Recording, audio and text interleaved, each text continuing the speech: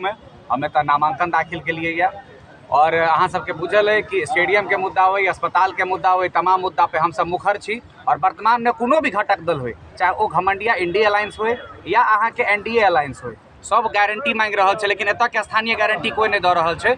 हम सब जो प्रधानमंत्री कहे छथिन लोकल फॉर वोकल, स्थानीय उम्मीदवार के रूप में नामांकन दाखिल केलिए। चूँकि बाहरी के की पता, अब फातमी साहब के मधुबनी के फौ बुझल है, पिछलो बेर आबि टाउन क्लब में गरज के फिर भाग गेल रहथिन, तो हुनका से मधुबनी की उम्मीद कऽ सकै छै।